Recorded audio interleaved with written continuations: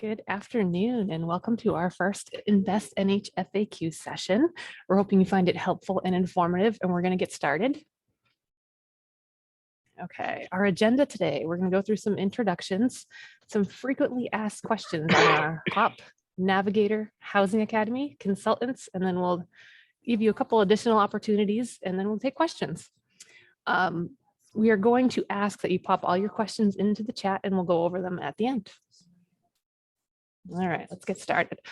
So who's who in HOP Nav world? For Plan New Hampshire, you have Tiffany Tononi McNamara, the executive director. Me, Alyssa Del Tufo, the program manager. New Hampshire Housing, we have George Reagan and Sarah Reitzman. In New Hampshire Cooperative Extension, we have Sue Cagle and Nate Burnitz. If anybody from New Hampshire Housing and UNH Cooperative Extension are here, and Tiffany, please pop your contact information into the chat and say hi to everyone. And our steering committee, when you submit a grant, this is the committee of people. There's some representatives from each of these departments that will be reviewing your grant. New Hampshire Housing, Plan New Hampshire, UNH Cooperative Extension, the New Hampshire Office of Planning and Development, New Hampshire Community Development Finance Authority, and the New Hampshire Municipal Association. All right, let's get right into our HOP FAQ. So the Housing Opportunity Grant Program. Phase 1 has already passed, as you all know. Phase 2, the deadline is approaching for June 30th, though sooner the better for getting your grant applications in. And Phase 3, it will not be until November 15th, but again, sooner the better for getting your applications in. We have 47 HOP grants awarded to date.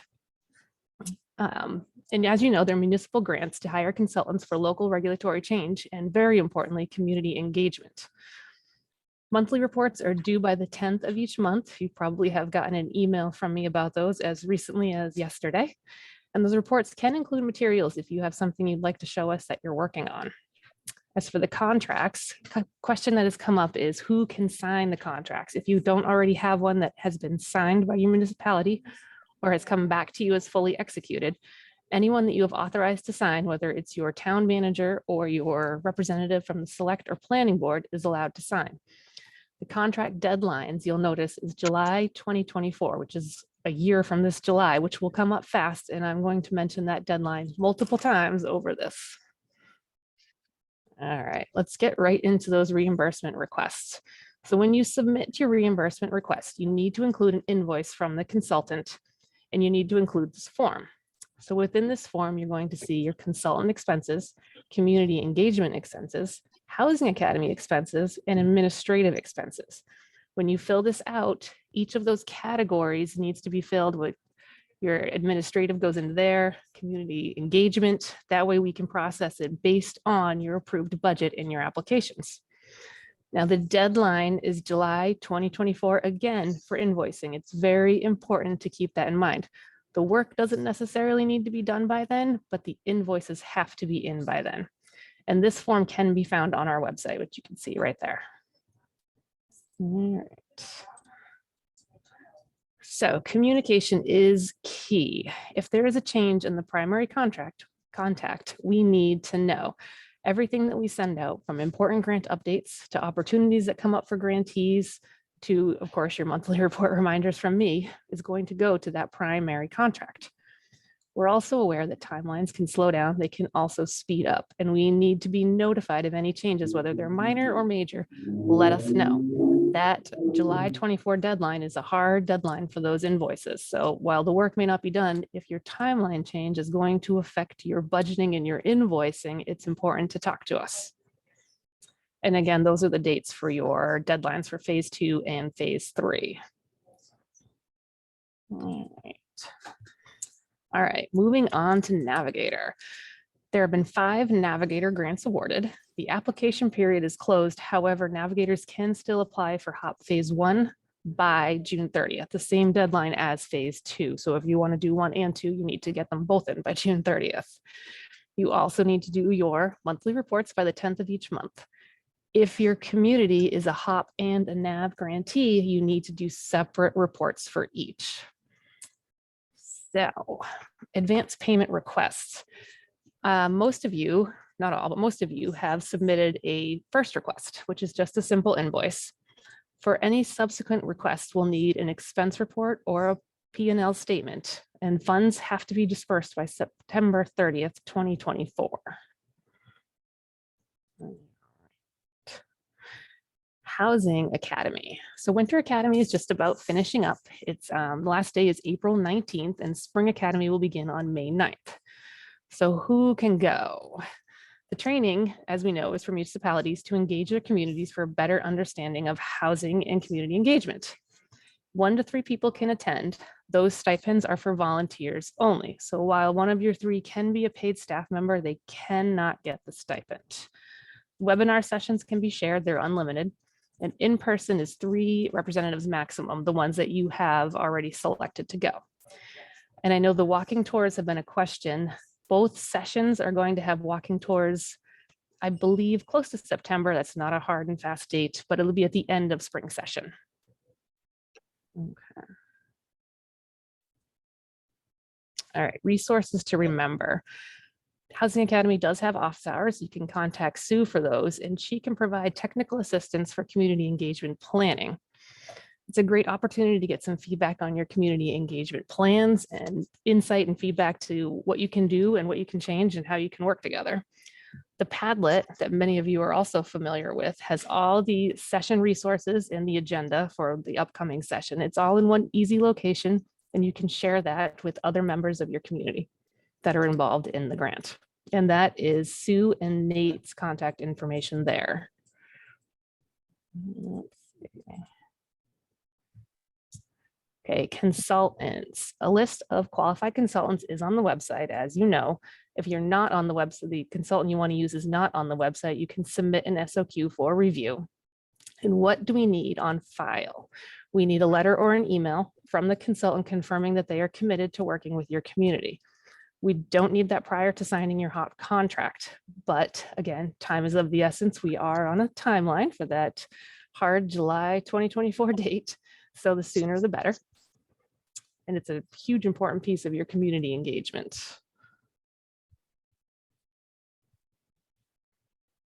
Okay, some additional opportunities is the Office of Strategic Initiatives Lunch and Learn series. So these are planning lunches. They're the 3rd Thursday of every month at 12 noon. And then the Spring 2023 Planning and Zoning Conference is April 29th at 8:45 a.m., which you can find information on those respective websites. This went much faster than I thought it was going to. So here's the contact information. Sue, again, for the Housing Academy. The office hours, I know a lot of people have not taken advantage yet, and it's really a great resource. And then there's Tiffany and myself. The info email address goes to everybody from New Hampshire Housing and Plan NH that is involved. So you'll get all 4 of us at once. And I think we will move on to questions. If there are any in the chat. Let's see. I see a question from Tara asking if towns will receive notice when the funds transfer, or should they watch their accounts? So if the town has submitted the EFT form for electronic funds transfer, in my experience, because we also submitted a form to New Hampshire Housing, we did get an email confirmation that the funds transferred. So I believe, and New Hampshire Housing can correct me if I'm wrong, I think they're on the call here, that the town will get some kind of email confirmation. I will double check that with George Regan just to make sure, and we'll follow up with you, Tara, but with the whole group. Yes, we can. Yeah, this is not working.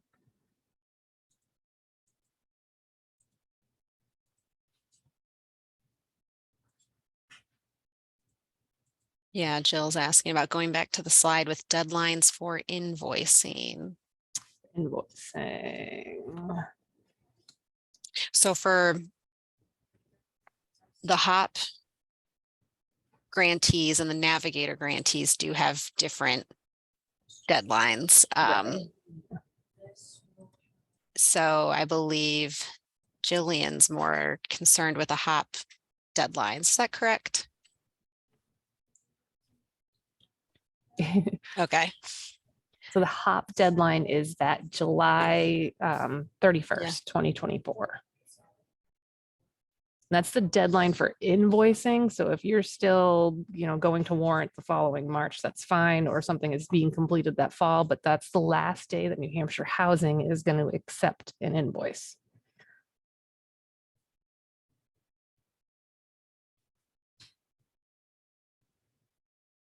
We have a couple other questions. I'm just reading them while we're going.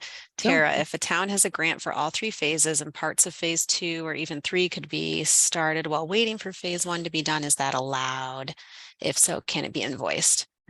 Yes. So even though there's like phase 1, 2, and 3, and some communities might have grants for all 3 or a combination, we do recognize that some things might happen in succession, while some things could be happening at the same time, like auditing your regulations could be happening at the same time as some of that needs analysis and planning potentially. And so it's okay to put in reimbursement requests for those things at the same time. We just ask that each request is specific to a phase, and that's just to help us stay organized administratively. So that might mean 2 requests at the same time, like a phase 1 and a phase 2 request. Let me know if that isn't clear, Tara, but hopefully that makes sense for folks who do have more grants for more than 1 phase or funding approved for more than 1 phase.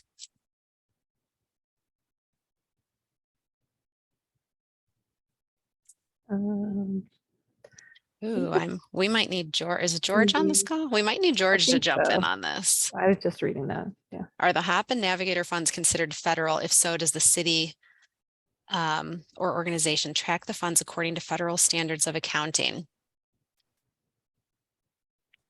This did come up previously, and I do want to follow up with New Hampshire Housing. Oh, George is here.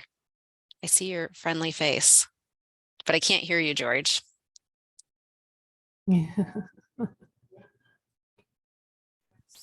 I think the short answer is going to be that you do not have to track them to federal standards of accounting, but I want to make sure that. So, oh, here we go. Thanks, George. I'm gonna ask Ben the legal question. I mean, I don't know if others have that particular question, and maybe we can get the actual answer. I don't want to make up the answer to that question.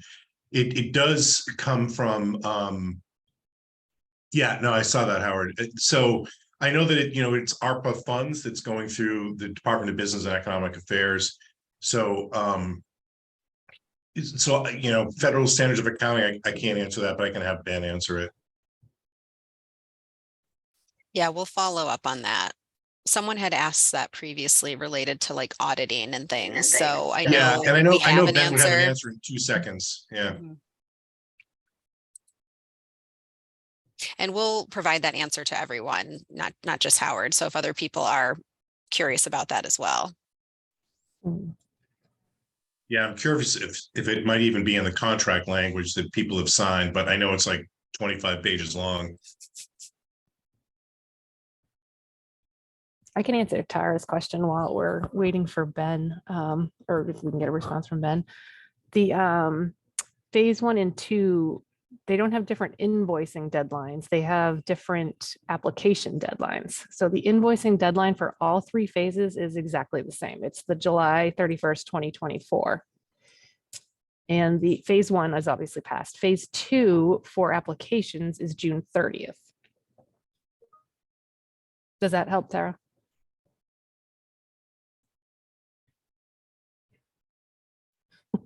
No problem.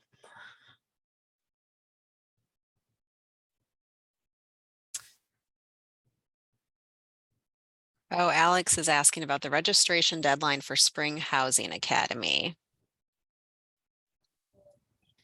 I'll pull that up while we're all here. I don't know.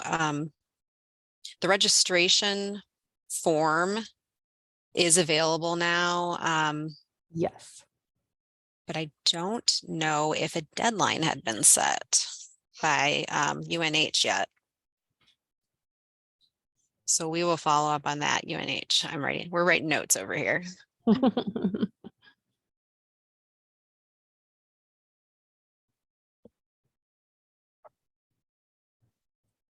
I did want to make sure I mentioned in regard to reimbursements, if you are preferring EFT as a payment and we do not have that form on file, we need it. So if that's something that your community is interested in, let us know so we can get that form over to you and you can get it back over to us.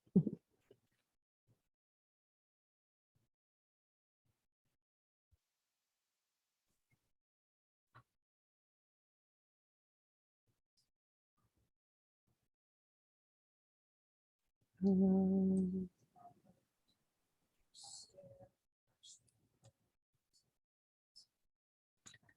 anyone Any have other any? questions out there? You could also feel free to unmute yourself if you feel like you have a question that's easier to say than type, Yes. Right. as is Exactly. is sometimes the case.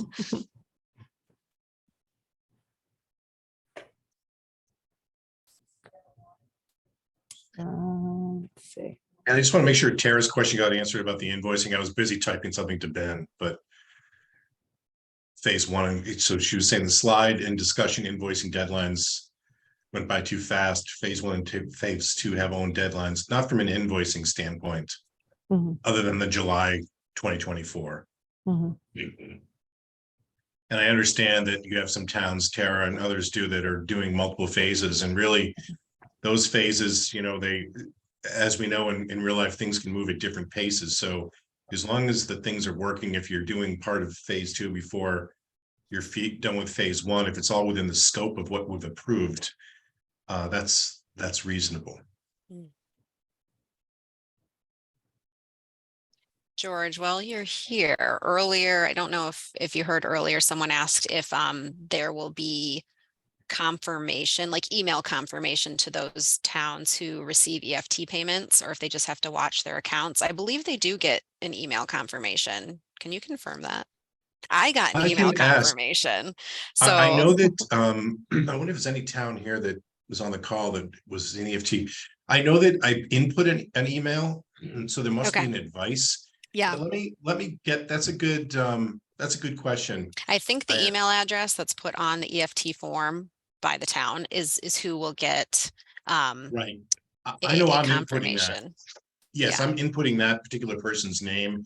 Some cases it's been the finance person, but whoever it is that's on that form, I'm putting their email in.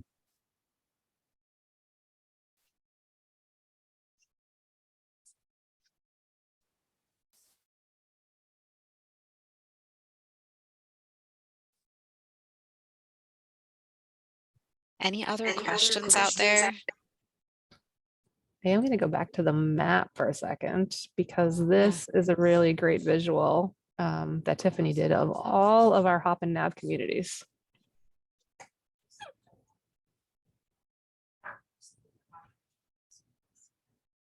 Yeah, and I know in case people are interested in that, we have it on the Plan New Hampshire website. I don't know that it's on the NH Hop Grants site yet, though I believe we plan to put it there. Mhm.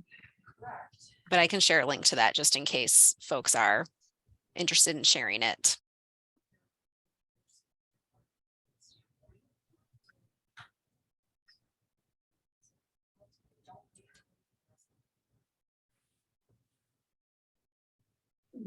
Mhm.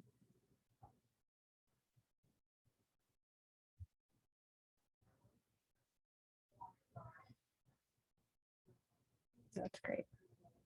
Maybe we ask how are things going? Oh, we are all receiving your reports and reading them. Mhm.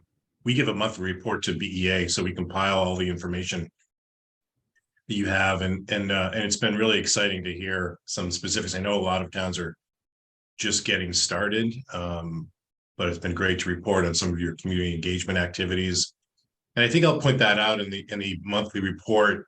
As you're all learning through Housing Academy, what community engagement is. It's a specific thing. It's It's really about that engagement, not just sort of meeting with people. And so feel free to reserve that section to really talk about your community engagement activities, you know, which may be a million things, the ice cream truck in the park or whatever, or meeting in a church basement and offering childcare and pizza, or connecting with certain groups. It's that real intentional engagement piece that we want to highlight really and hopefully share, which is way above and beyond sort of a regular meeting with someone, which we hope you'll talk about in your quest to get to know certain members of the community or steering committee or whatever. So just wanted to offer a bit of what that question on the monthly report is really trying to get at.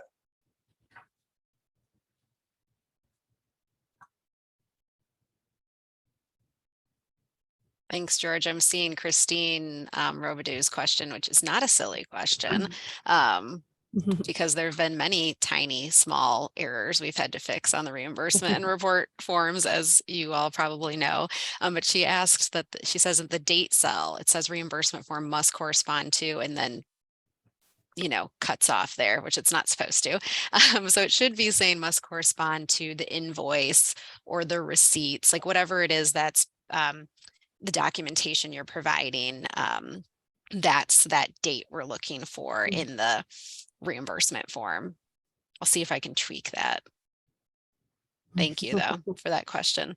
And then Vanessa, yes, the presentation. We haven't talked about if we're going to upload it or not, but we are going to share it. We're recording it right now, and we will at least be sharing that out with the grantees. Oh, there you go. Thanks, George. George says we can add it to the website.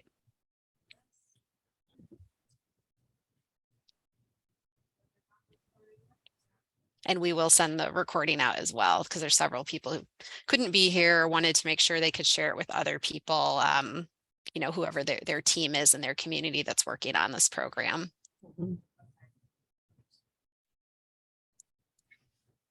Does anyone have any more questions, comments, thoughts? What's going well? What's getting worked on?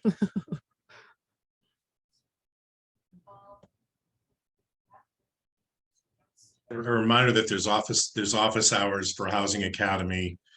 And if you're not sure when they are, you can contact Sue. Mm-hmm.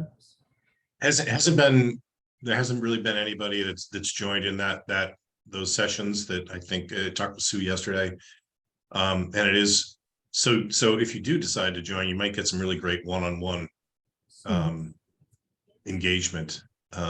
But certainly reach out to us with ongoing questions or issues.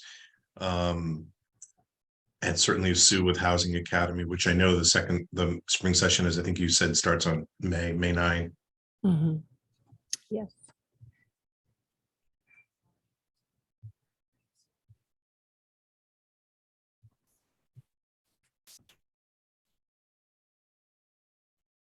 This might be a good time as well. A couple people asked us in terms of the folks who are attending Housing Academy, what they should be doing with the information they're learning. George, feel free to pipe in on this as well. But I think our hope is that the folks that are coming to Housing Academy, whether they're staff or volunteers, are in some way a part of your local efforts in terms of engagement. So hopefully they're not only like learning for themselves and just building their own capacity, but bringing that back to the community in whatever way in terms of how you're developing your engagement plans, whether it's learning from New Hampshire Listens or UNH and bringing back some of their actual facilitation and outreach ideas, or kind of melding them into your own. So there's not like a one answer, but just our intention is that the folks who attend Housing Academy are a part of your engagement efforts in your own communities.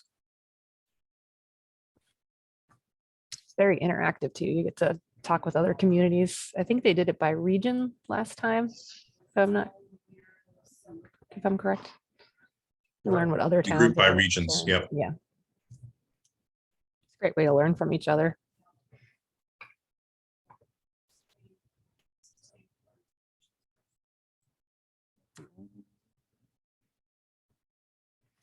Anyone else? Any other questions? You can always ask us later too. That info email does go to myself, Tiffany, George, and Sarah. So you can get 4 answers for the price of 1 email.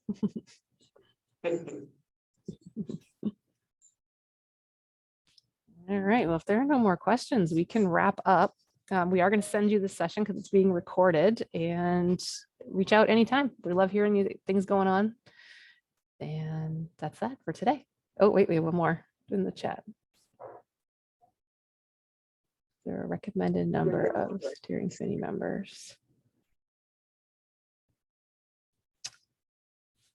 For a housing committee? You're going to take that, Tiffany. You can go ahead. Hello. Christine, are you, oh, for the I HOP can hardly grant? hear You're you. talking about, if you're talking about like for your local, I'm going to say kind of leadership hear you. group. Yes, that's There's, what I'm talking okay, about. yeah, there's no, I guess, per se requirement that grantees have a steering committee or have a certain number of people. We use the term steering committee in terms of the organizations who review the applications and award the applications. So typically when we're saying steering committee, we're talking about these members on this slide, these organizations who are all represented by like 1 or 2 individuals at our weekly meetings. But for, oh, I see what, I'm just looking at what George is throwing into the chat here. I think it's Sarah. I think she's commandeered my computer. It is me, and I don't know why I'm showing up as George. We're like signed in as the same account. I Sorry. thought I signed out, but maybe I didn't. All right, Sarah's the one with all the great ideas. It just goes under my name. I get to steal her thunder. So what did I write? Well, yeah, okay. I do see that Ben might be responding to me, but I don't know what's happening. I've been actually invited him to the Zoom, but it may not happen before we have to sign off, but Yeah. Well, Christine, to your question, and I guess correct me if I'm wrong, George and Sarah, but you don't have to have a steering committee or a certain number of people that are involved in your leadership team for this grant, which doesn't mean it's not a good idea to have some kind of leadership group, or whether it's a board or a commission or a completely separate group that you may have put together specific to HOP or Navigator grants. I hope that is a little bit more clear. Sarah, do you want to mention more about the Housing Commission Guide? Right. No, totally. So I'm totally agreeing with what you're saying. It's not mandatory. It is a great idea to put together some sort of steering committee, task force, something like that. We do have a Housing Commission Guide because we do feel like it's a good idea for communities to have groups that are leading this this work, especially in communities like Christine's from Temple, where there isn't a lot of, say, like municipal staff support to manage these projects. So can I elaborate a little bit? Absolutely. So we had our first meeting yesterday, and I had reached out to several people, including a couple of Conservation Commission members, a select board member, someone that's new to town, someone that's been in town a long time, try to get a variety of people. And we ended up having additional people show up because, of course, we posted the meeting as a public meeting, and some of them came with their own agenda. And so we ended up with like 13 or 14 people at the meeting. So I don't want to discourage public conversation and participation, but it's a really unwieldy number to work with. Yes. And I want to make sure we have the right people in the room, that, the people that are genuinely, engaged in the process. So I'm just trying to figure out how to navigate that. Right. So if it were me, I might take the opportunity to have the select board sort of officially establish a committee, put together a charter, and then some structure to membership. So maybe you have like a representative from the select board, a representative from the planning board, a representative from whatever sort of relevant boards you think there are, and then 2 to 4 at-large members. And then of course, other folks in the public can still come. They can speak during public comments, but then it becomes a little bit more manageable and you have like a core membership, and the select board appoints those individuals to that committee. I created a housing committee in a town that I used to work in, and that was how we handled the process, sort of for exactly that reason. Thank you.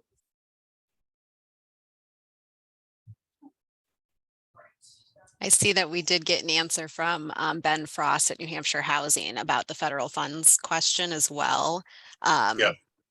So I don't know if Howard's still on the call. I mean, regardless, we'll share this recording and the answers to the questions, but the Right. short answer is no, the municipalities and the grantees do not have to treat these as federal funds, which is probably a good thing on the administrative end for the grantees.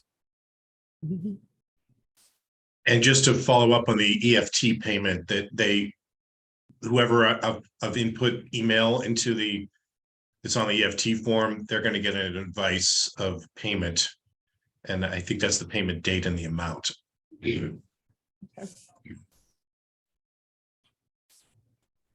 So Jim and Newton? Am I saying that correctly?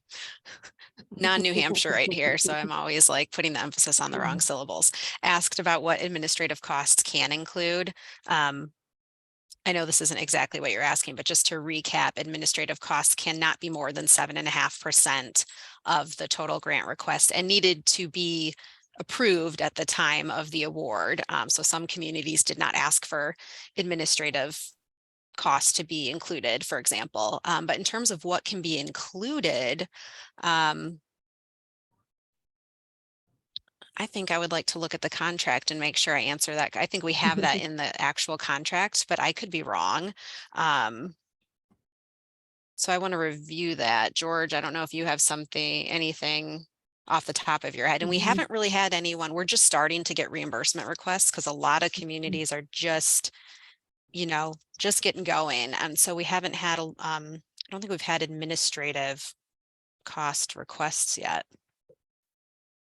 I think there was a small amount, I forget the town. But again, it goes by what your application was and what the contract was, and that's why we have those categories. I know, some consultants are part of their consultant fee was some administrative work, and so we understand that might be captured in that total fee. And I think that's why we saw a big variation of people allocating administrative expenses and maybe not. So I don't know if that clarifies, but I know that if there isn't, we're loading in these buckets, so to speak, or Tiffany and Alyssa are. So if your admin is X dollars and that's what's being loaded in, and we're tracking that to make sure that it's on track, or if it's going to go over, then that's going to create a conversation. Mm-hmm. And hopefully we're having those ahead of time, and that's part of the reason for the question, although I don't have the monthly report in front of me, but some of the question about, you feel like you're still on track with the scope of the project and the budget. And that's where, you can let us know, early on if there's an issue or not.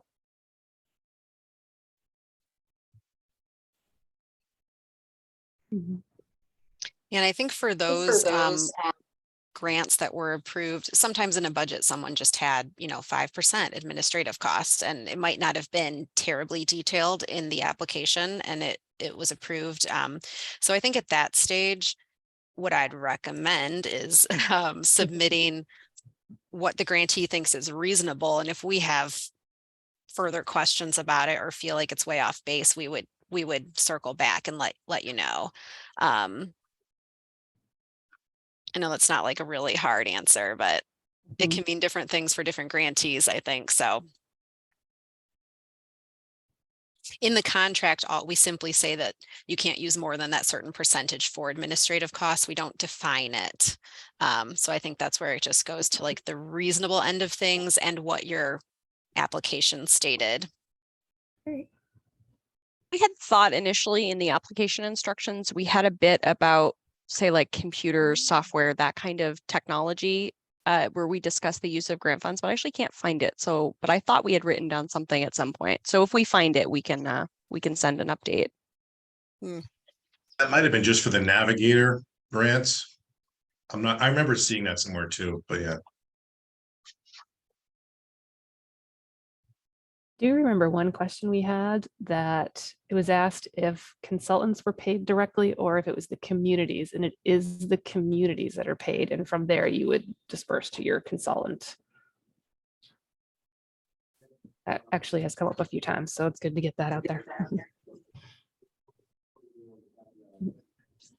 Yeah, it's the municipality that we have a contract with, and it's municipality that really wants to, it goes through, phases of you're the first line to make sure that that invoice is correct and they're doing what you need them to do. Mhm. And then secondly, Tiffany and Alyssa are double checking it for accuracy and relative to the budget, and then it's finally sent to me to process.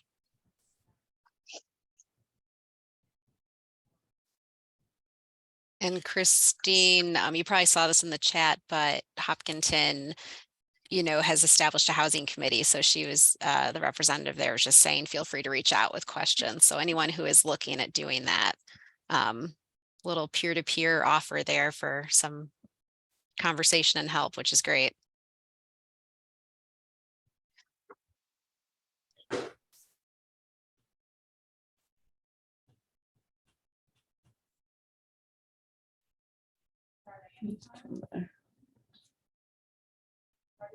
Any other questions?